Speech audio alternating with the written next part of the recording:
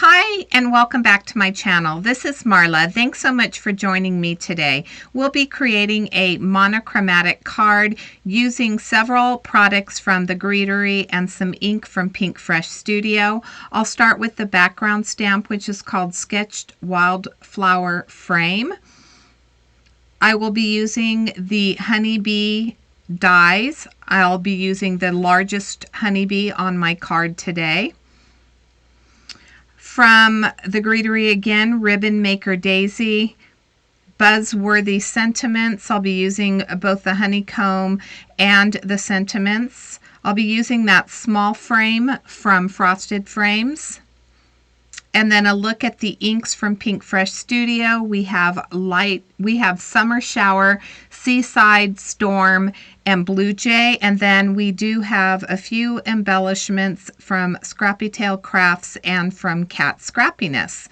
I did cut my bee out using watercolor cardstock, so I used Canson XL. I have a little bit of the Blue Jay ink, and then I'll also be using that Seaside ink, spritzing my bee and the wings with some water, as well as spritzing the ink. And then I'm going to use a paintbrush just to add it to the body, the wings, and of course this is a layering die, so there is a separate layer for the top stripes. Typically you would be coloring either the bottom or the stripes yellow and black. Instead, I'm going with that monochromatic look. I love these Pink Fresh Studio inks. I've talked about them before. The blues are especially my favorite. So I wanted to do this beautiful blue card. I thought that it was a fresh take on a bee card. We typically see, as I mentioned before, that black and yellow, and instead I'm just going to add these beautiful colors and do something a little bit unconventional. I want to add a little bit of depth to this, so I added a little bit of that Storm ink, and I'm just adding it in different places. Eventually, once everything dries back, you'll be able to see a little bit of variation in color, but not a whole lot. I was pretty heavy-handed with that Seaside ink, so it was the most dominant color, and then of course I had to add some splatters. I have a piece of accent opaque cardstock cut to 4 1/4 by 5 1/2 inches. I am going to use all of the inks, so Summer Shower, Seaside, and Storm, and I'm lightly tapping in different areas on this frame stamp. So this Sketched Wildflower has foliage as well as flowers. I am participating in the flower challenge, and the prompt for this month was to stamp with flowers in the background, and so this is what I'm adding to my card in order to make sure that I am meeting all of the perimeters for this challenge. I spritzed the stamp with some water to get that ink to move. I don't want a super crisp impression. I want it to have just a slight little watercolor feel, but I do need to add some darker colors. I felt like the Seaside was overtaking that panel, and some of those darker colors weren't really showing through, so I did add a little bit of the Storm in certain areas. I spritzed it again with water. And then this time I will add a little bit of the Summer Shower, which is the lighter color. I won't spritz it this time with water because I don't want to oversaturate my background. So I will stamp that directly to the panel and we are finished. I should mention that when using my Misty, I did remove the what's it called? I want to call it a sponge, but it's not a sponge, it's foam. I did remove the foam, and then I added some tape to the back of my panel so it would stay in place.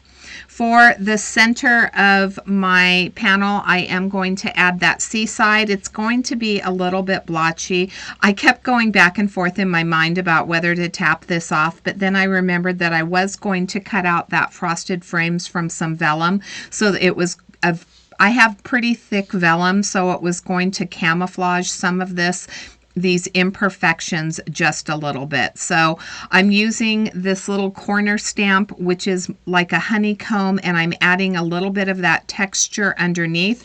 Again, it looks a little bit ugly, but you'll see that when I add the vellum over the top of it, that it really isn't noticeable. You're just going to be able to notice the honeycomb behind. I spritzed it with a little bit of water, and what that was going to do was just lighten up that ink slightly because it was a little bit too dark for me.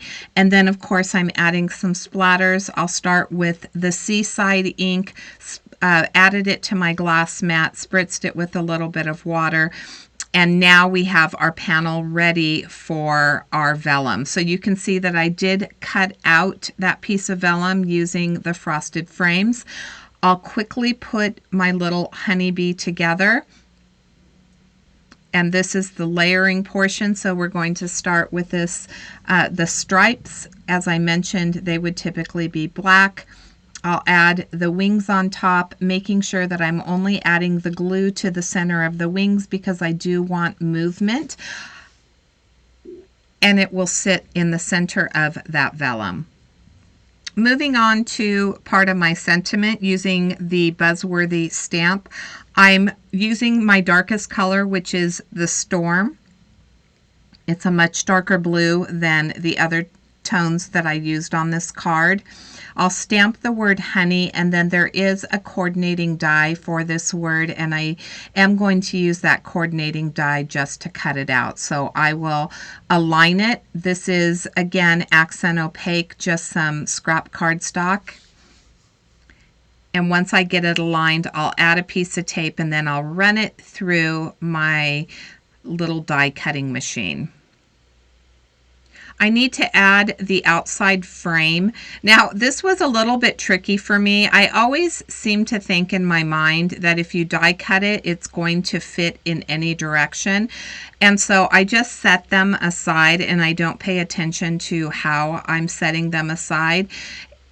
And when I try to add that centerpiece, I'm going to have to fiddle with it a little bit because there is a perfect direction that it needs to go in order for it to line up with that outside edge of the frame. Because this vellum is thicker, I am able to use my art glitter glue and just add it to the corners of the frame, and then I add little dots here and there to make sure that it stays down securely. I'll add it to the corners and then the center because I do know I'm going to put that bee in the center. So I'll add it, and then here's where I'm going to fiddle with it and try to figure out which way this really needed to go. Eventually I do get it lined up. As I mentioned, this is part of the Flower Challenge. I am not on their design team. I just enjoy playing along with these challenges. I have mentioned before that the first half of this year, I did leave several of my design teams to allow me an opportunity to spend more time with my grandkids and to also create using some of the products that I have purchased myself. I was finding that I was doing so much design work that I ended up not being able to enjoy all of the beautiful products that I myself purchased. So I've been entering challenges. I have a blog. It will be linked in the description box below, where I created a card for the Color Throwdown challenge. So if you're looking for a couple of challenges, I will have links both on my blog and in the description box below to the challenges as I create the cards. I felt like the white was a little bit too stark. I wanted this to really be super monochromatic, so I did add what was left on my blending brush with that Seaside ink that I used in the middle of that panel, and I added it to the Sweet As, and then I'm also adding it to the Honey. So that's just going to tone down the white that is on there, and that's pretty much the layout that I was looking at for my card today. But I thought I needed some more flowers on this, and I die cut a piece of the daisy, the Ribbon Maker daisy. This is meant for packaging, but you can also use it on your cards. I am not going to be using it for packaging, but I really thought that it would add a nice layer to my cards. I die cut a piece of pattern paper from my stash that coordinated with the piece of pattern paper that you're going to see here in just a moment. And then die cut the centers, so the circles for each of the daisies, I die cut those using the coordinating dies. I wanted a little bit more pop of color, so I added from Scrappy Tail Crafts these little blue gems and pearls. I cut a piece of vellum to tie in with that rectangle in the center and added that to the top of my bees. Now this was, or my bee, this was the only piece where the vellum actually, the blue from underneath, because it was so saturated, it showed through and it left a big blue spot in the middle. So I am going to camouflage that with a little bit, with another flower. So I've added flowers to the die, with the die cuts to the center of my card. I like that layering piece. I'll add my bee. This was a huge mistake right here. So my art glitter glue, I left the pin out and it wasn't flowing the way that it normally should flow. And so I set it aside and I was sent a package with some extra goodies from Lawn Fawn. And there was this little glue, what I thought was glue stick, and I squeezed it out thinking that I was using glue, and later on I looked at it and realized that it was actually their version of glossy accents. Now it will adhere all of my paper, I won't have any issues with that, but I was wondering why it was so thick and why it wasn't flowing nicely. It's not glue, it's glaze, and yeah, so I did add it to a few of my pieces. There's my top folding card base, 4 1/4 by 5 1/2 inches. I did add that pattern paper. I love that pattern paper, so I cut out the center again so that I don't waste it.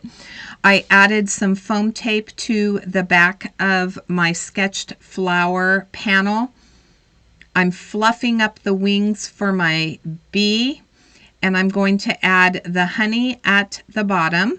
So my card will read "Sweet as Honey."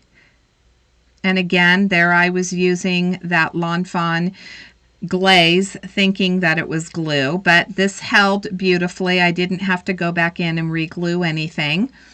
And this is when I look at the bottle and I realize, okay, I'm going to have to see how hard I'm squeezing that. I'm going to have to make this work. So I tried to unclog the bottle as best I could. It's easy to unclog if you run it through water, but I didn't want to stop what I was doing. So I went ahead and just squeezed it really hard and was able to get that glue out. To fix that blue in the center of the wings, I went ahead and added this little flower from a Cat Scrappiness Sequins pack. And then I got a little bit of glue on the one that I initially put down. So I just added another one on top to hide the glue stain that was from my finger. And once I do that, that will complete my card for today. So I want to thank you so much for joining me. If you liked the video, please make sure to give it a big thumbs up. Here's a couple looks at the card finished. And until next time, I hope you have a fabulous day. Thanks again for joining me.